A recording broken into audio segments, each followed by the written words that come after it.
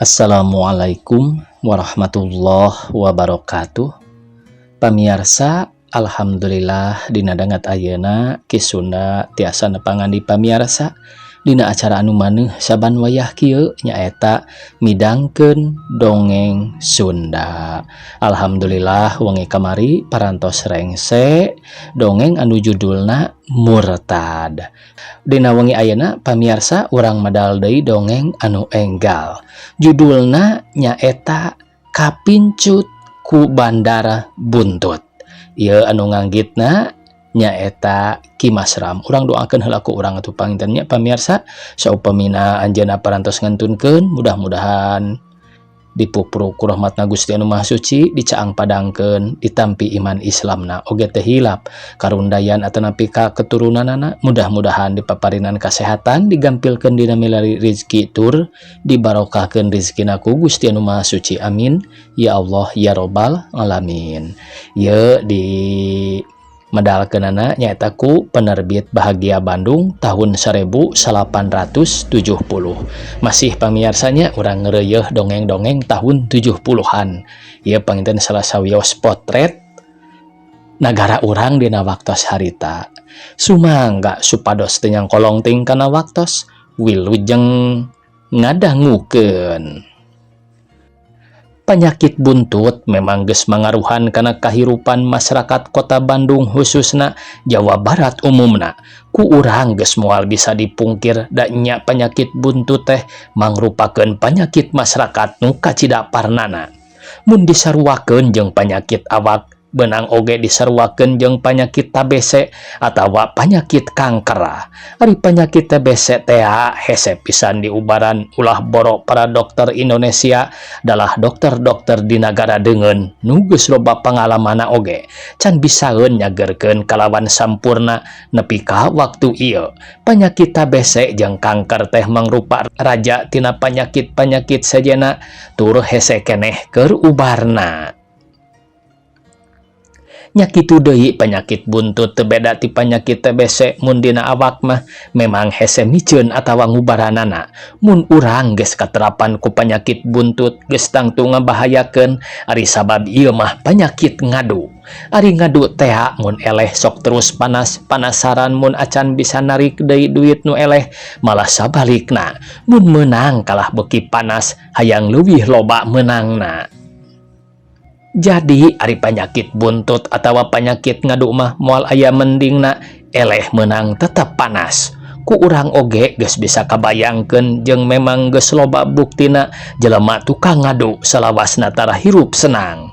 Bari sanajan keur meunang oge ari sabab deui pamenang teh tara dipake keur kaperluan hirupna, tapi diancokeun keur ngaradu deui bari dibarangan ku pangharepan sugan cenah bisa narik deui leuwih loba. Padahal tibatan katarik deui mah kalah terus ledis jeung sesa-sesana. Cek jelema nu sompral mah keur naon cenah ngadu, da tiba heulana oge eueuh jelema beunghar ladang ngadu, nu sidik mah terus malik burindil. Komo ieu ngadu buntut sasat hese nebakna nomor nu dijumlahna 100 kudu ditebak sanomor, geura pikiran nu leuwih lantip. Rek bisa terus-terusan menang kumaha komo ieu ngadu buntut ngagunakeun kode-kode nu sabenerna mah jauh pasalia jeung kanyataanana. Kode nunjukkeun nomor 89 tapi naha ari kaluar nomor 30 genap. Eta cenah di mistik. Tah ieu nu sabenerna jadi penyakit bahaya teh ku ayana mistik jeung kode nu pasang jadi loba nu kaedanan teh. Eta oge bener ari aya nu meunang mah ngan 1000 hiji unggal pembukaan nalo jeung loto oge. Saurang nu bungah tapi 1000 nu ngarahuh. 1000 nu terus ngajentul di jalan-jalan oge. Itulah ieu lah tapi teu ieu eureun. Bet kalah beuki maceuh tetap panasaran. Cek nu meunang, aduh kaduhung teu pasang gede sakitu hade infona jelas kodena. Tapi kumaha ari cek nu eleh? Eta cenah euy salah ngitung kamari oge geus beunang sakitu ngan ieu lah teu wani. Da eta mah angka mati. Sawareh deui nyaritakeun. Wah, jelas pisan jeung impian. dibeli kalah dibalikan dati heula oge impian mah sok dibalikan jeung rupa-rupa deui tanggapan sejena. Bandarna oge teu beda jeung nu parasang sanajan menang duit ratusan ribu oge tara ieu aya nyangsangna malah loba kabejakeun bandar kabur tah lamun kitu rugi ka sararea. Ari bandar sarua riweuhna malah leuwih-leuwih ti nu parasang sabab sok sieun teu bisa mayar mun aya nu keuna gede teh.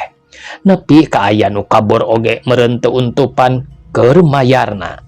Nya sarua we jeung nyiksa awak sorangan da pasti hirupna jadi moal tenang, loba ka sieun loba ka hariwang. Sieun panggih kunu pasang, sieun ditewak kunu berwajib. Geus we perkara buntut mah eueuh alusna nu sidik ngan ukur nyangsara awak sorangan. Eleh wae jadi koleng kana pikiran geuning loba buktina loba jelema gelo anyar. Tah lamun urang geus nepi ka kitu kumaha?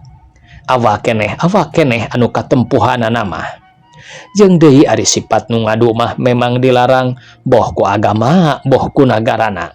Tapi memang rada teu kaharti ari keur urang nu bodoh mah ongkoh dilarang tapi ku pamarentah diayakeun. Tapi keun wae perkara eta mah kusim kuring oge moal disabit-sabit pamiarsa, ieu dongeng moal nyabit-nyabit politik atawa instansi. Nya kitu deui diri perseorangan, ieu dongeng teh khusus ngan keur ngahibur. Kitu cenah pamiarsa saur pangarang teh nya. Ku kituna teh hilap-hilap sateu acana ieu dongeng diteraskeun sim kuring ngahaturkeun samudaya kalepatan margi tangtos seueur kakiranganana. Boh bilih aya nu kasabit nami keur alit, aya nu kasebat asma keur budak, mugi kersa ngahapunten. Margi jenengan nu aya di dieu mah teu aya sangkut pautna sareng kapribadian para mitra kaum dangu sadayana. Kitu deui boh bilih aya nu teu sapagodos sareng pamendak, para wargi mugi kersa ngamaklum. Da sim kuring mah teu aya katerang curat-coret kieu oge mung kajurung ku karasep tambih nganggur teuing. Ngan lamun da ari katiasa mah teu satai kuku acan, sakali deui mugi kersa ngahapunten. Eta cenah pamirsa bubuka apa yang ditanya di pangarangnya Bapak Kimasram. Bandung dina tahun 1868. Harita teh poe Sabtu di kota Bandung keur meujeuhna rame loba jelema nu balanja jeung pelesiran. Di pabrik-pabrik tinuan pagawe bubar kaluar bari paroman marah mai da puguh tas narima gajihan. Nu beuki jajan meh kaluar ti pabrik teh terus asup ka warung mak da saminggu sakali. Tapi ari lolobana mah nu babayar urut nganjukan ti poe Senen nepi ka poe Sabtu. Ari nu jago nganjuk mah tampolana duit gajihan teh beak dipake babayar ka imah ngan mawa keur meuli uyah.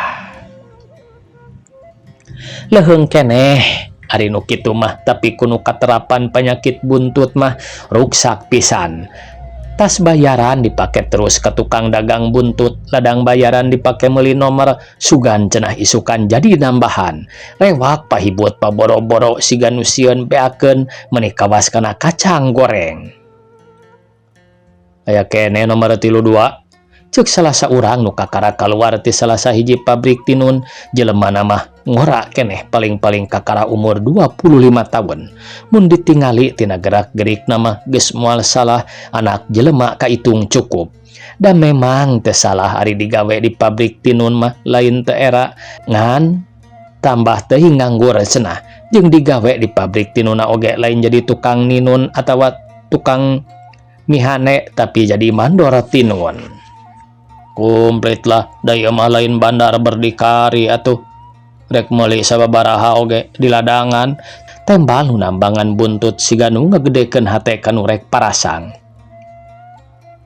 Kade pembayaranana da eta geuning ayeuna mah bandar teh licik, ari eueuh nu keuna sok nangtang, ari ngajelegur sok terus kabur, ceuk mandor ngora bari seuri.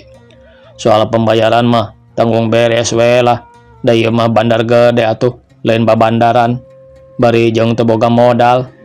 Sok rek pasang nomor sabaraha? Nomor 32 we tah 500-eun. mendorong ora bari ngasongkeun duitna. Gutrut nu nambangan teh nyieun bon nomor 32500-eun geus beresong dibikeun ka mandor teh.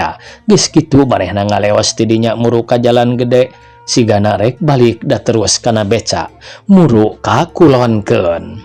Horeng manehna urang pal 3 Cijerah anakna Bapa Samad ari ngaranna geus moal aya nu bireuk deui. Sa pal 3 mah geus kasohor Maman Suherman. Manehna kaluaran sakola STM ngan teu jujur da kaburu kaganggu ku beger kulantaran neangan gawe hese nya kapaksa ka pabrik tinun ge di asupan. Datang ka imah Herman terus ganti pakaian gek diuk di petengahan bari anteng ngalamun nyipta-nyipta mun isukan menang buntut mangkaning 500-eun meureun 35.000-eun. Senang cek pikirna, boga duit 35.000 geus teu kudu digawe cenah rek cicing we tumpang kaki.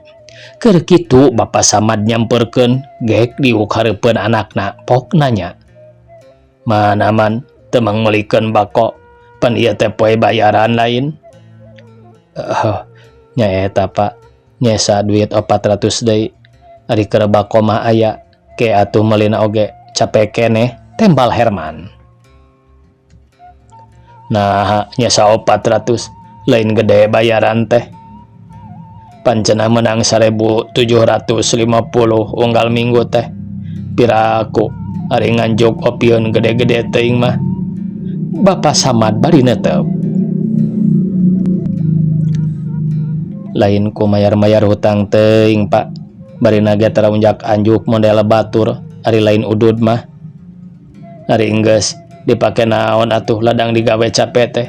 Geuning unggal Sabtu ge ka imah mah tara mawa duit.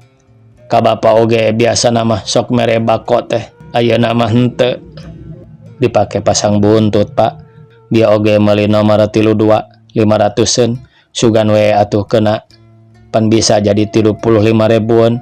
Meureun urangna moal susah teuing. Har kutan resep kana buntut. Recek bapa mah ulah digedekeun teuing, komo bari pasang 500 perak sanomor mah. Ulah pusung pasang nu kitu. Leuheung mun menang, kumaha mun teu kena pan lebar duit segede-gede. Anggur mah cengcelengankeun. Saminggu 500 ge dina sataun atawa genap bulan geus sabaraha, pan lumayan aya keur modal. Maneh mah kumaha duit bayaran setengahna dikana buntutkeun. Ulah terus-terusan kitu bisa ngabahayakeun. Bapa Samad subuh ngaranjug. Keun wae atuh Pak, da ukur seminggu sakali. Mun kitu unggal poe jeung barina ge tara gede-gede, paling gede ngan 500-eun, ceuk Herman. Da memang ari nu katerapan ku penyakit buntut mah sok hese dielinganana, di bejaan oge sok kalah malik ngalawan. Heuh, piraku duit 500 saeutik, bapa oge kasebut cukup. Lebar teuing jeung moal we ari kana buntut nu kitu mah. Sabab sarua jeung ngadu. Ari ngadu teh teu dibenerkeun ku agama, boh ku nagara oge. Piraku urang rek ngarempak larangan agama jeung nagara. Omat man ulah rek resep kana buntut.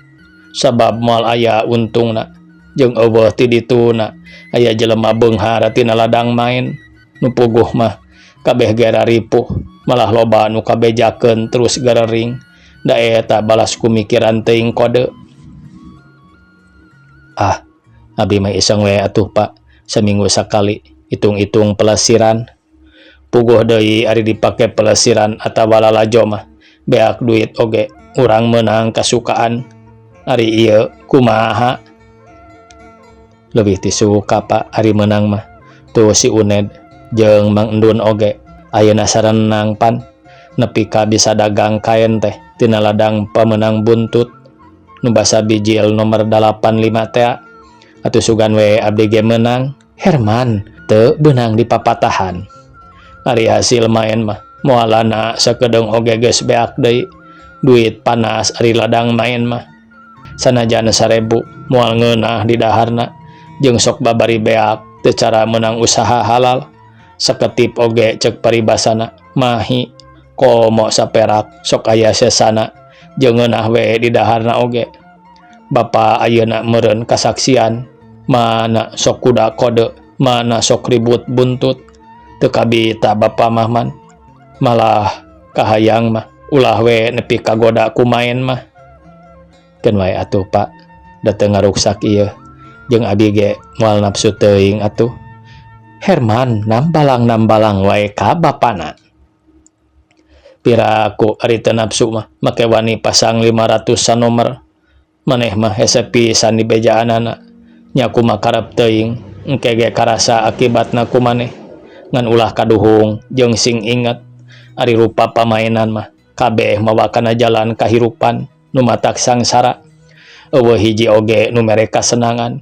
Memang mun meunang urang teh bunga, tapi da duitna ge duit setan moal mangpaat ka urangna.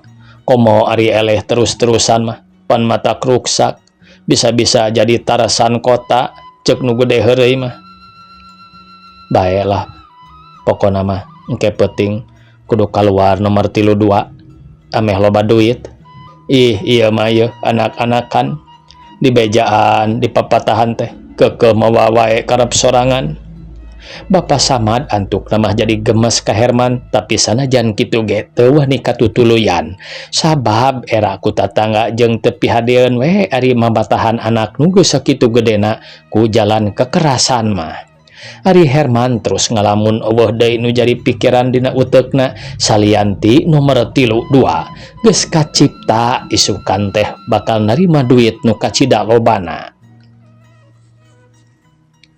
Petingna kira jam 10 geus aya beja ieu nu kaluar buntut naloteh nomor 85 atuh puguh Herman ngajulaeu. Sahanteuna duit 500 perak teh lain saeutik boro tadina geus rek untung bakal narima 35.000. Ari pek ngajulaeu. Cenah mah mun eleh teh kalawut. Dasar we atuh jelema keur meujeuhna edan make jeung aya basa kalawut sagala. Kumaha mun Nyi Roro Kidul nu ngageugeuh di laut kidul ambekeun. Nyawa cenah kami mah teu nerima duit buntut. Gerak rek kumaha. Pan mata kawalat buktina loba nu diganjar ku panyakit gegetret agogo. Nya eta mun dipikiran kelebah dinya nama mata lieur mikiranana. Nah jelema ayeuna bet jadi kalaritu. Ongkoh wae sadar yen urang teh kudu ngajalankeun parentah pangeran, tapi naha atuh sidik nu dilarang ku pangeran make dirumpak. Ongkoh nyaho yen ngadu teh disalahkeun malah diancam ku hukuman di akhirat, tapi naha digedekeun. Naha memang geus warani jelema nu kitu teh. Naha geus teu sieun ku pangeran. Tapi keun wae eta mah eukeurna pan amaluna amalukum. Nyakeun wae da moal rek nyarek ngageunggeureurkeun ayeuna mah urang ala dongeng nu keur hiburan. Geura urang teruskeun deui ieu lalakon Herman teh. Menang sababaraha minggu Herman terus-terusan eleh ari pasang kalah beki gede da nafsu teh. Aya tampolana duit ladang cape gawe saminggu teh dipasangkeun kabeh, tibatan menang mah kalah beki kolang kana pikiranana. Harita teh poe Senin di pagawean Herman keur meujeuhna sibuk. Herman oge ti isuk teh can pernah reureuh. Kakara sanggeus jam 11 aya waktu keur istirahat, Herman diuk nying hareupan meja tempat digawena. Sugan teh keur nyieun patrun horeng curat coret teh keur ngitung kode keur engke peuting buka loto. Biasa maneh maman ari geus kitu teh euy, maneh anteng pisan. Sutisna nyaeta batur digawena. Gek sutisna diuk hareupeun Herman bari terus ngilikan kode kilat. Sok barang geureuh teuing, pan maneh oge sarua jurig buntut, tembal Herman. Tapi dewek mah tara mikiran teuing kode. Hitungan sorangan we, hade-hade tara mislek. Ari bisa nembakna mah. Ari kode, wah, eueuh nu bener kabeh oge euy, kode jongklok. Moal mislek, bisi sieun eleh mah 10 perakeun we kitu. Ngan ulah kaduhung mun kaluarnya sutisna yakin pisan. Kenaon ieu teh? Keur loto, keur nalo? Ceuk Herman. Sabab bisi nyalahan. Keur nalo bisa, keur loto bisa euy. hayang nyaho we rek dipasangan 100 perakeun mah. Keur kitu teng teng teng loceng tanda arah subdi digawe disada sababaraha kali. Telila para pagawe nu tadi istirahat teh arah suprek namimitian deui digawe. Tukang tinun geus siap-siap masang taropong, tukang mihane geus ngajalankeun deui mesina, jeung tukang malet di jero pabrik ngaguruh sora mesin mata katorekan nu taratuman mah. Batur mah geus ribut digarawe ari Herman mandorna masih keneh ngahulang sing horeng keur bingung neangan duit keur pasang buntut. Rek nginjem kasaha rek menta kasaha ari teu pasang ngarasa lebar sabab yakin pimeunangeun. Sioh salapan jeung hiji genap atawa hiji dua pastikeun tapi ti mana duit keur pasangna. Bayaran Sabtu kamari geus bea kabeh kana nalo teu nyesa saperak-perak acan. Beuh aya pimeunangeun hese neangan duit keur pasangna. Kumaha atuhnya ceuk gerentas hate Herman bari garo-garo teu ateul. Nginjeman mah geus tangtu moal aya nu mere sabab batur oge sarua pada perlu keur pasang. Kumaha atuh ieu neangan duit piraku aing kudu maling mah. Ya apa boleh buat aing rek neangan barang nu sakira payu ka duit gancang-gancang. Aing jadi mandor mun kaluar tara dipariksa model batur. Jadi mun aing barang bawa ti dieu pasti moal kapanggih mawa naonnya. Kitu ceuk pikiran Herman tina ku geus kolong manehna jadi poekeun nekad rek nyieun lampah goreng. Jung cengkat koloyong ka ruang pertenunan rarat-reret nempuan palingeun tidinya lewas indit ka gudang.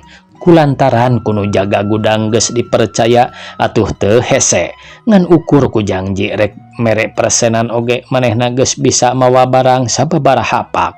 Sup diwadahan kana karanjang luhurna dibunian ku daun cau nepi karikip moal aya nu nyangka mun manehna maling benang ti gudang teh. Waktu balik geus teu loba meunang rintangan sabab ku petugas jaga oge tara dipariksa.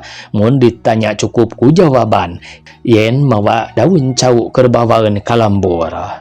Gancangna carita Herman bisa bebas kaluar ti pabrik. Gancang benang teh ditatawarkeun ka pabrik tinun sajana nya payu 2.500 perak.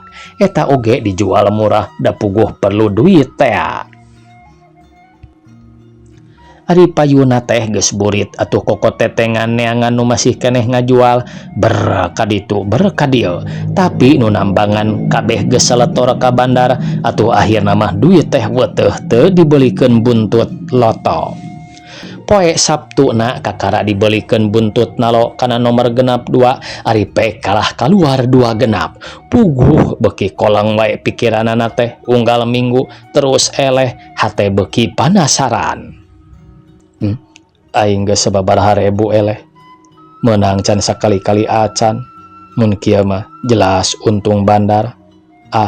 Hayang nyaho aing gerek ngabandar piraku rek rugi da batur ge baleunghar. Piraku aing kudu ripuh mah da aing oge geus kabayangkeun penghasilanana mun aing jadi bandar. Batur oge paling saeutik sok ratusan ribu meunangna teh malah bandar gede mah nepi ka juta-juta. Moal teu senang mun aing ngabandar teh. Ceuk Herman bet jadi malik hayang ngabandar sanajan manehna teu nyekel modal oge hatena wani da geus kairong ari bandar mah moal rugi moal eleh. Atuh dina poe salasana teh Herman ngamodal meuli kupon nalo 20 siki pek dibagi-bagikeun ka batur-baturna nu daek nambangan buntut. Malah di pagaweanana oge aya nu daek nambangan nyaeta Mang Akim. Saha bandarna ieu teh Cep? Ceuk Mang Akim. Abi sorangan Mang. Nah kitu kumaha? Herman bari neuteup ka Mang Akim. Geuning wanian teuing kumaha mun aya nu keuna gede? Dibayar we sanajan 10 ribuan oge. Ulah salempang Mang. Abi nu tanggung jawabna mah. Ceuk Herman ngagedekeun hate padahal ngan saukur gos da mun aya nu keuna gede mah paling ge gudar gedor heula jujualan.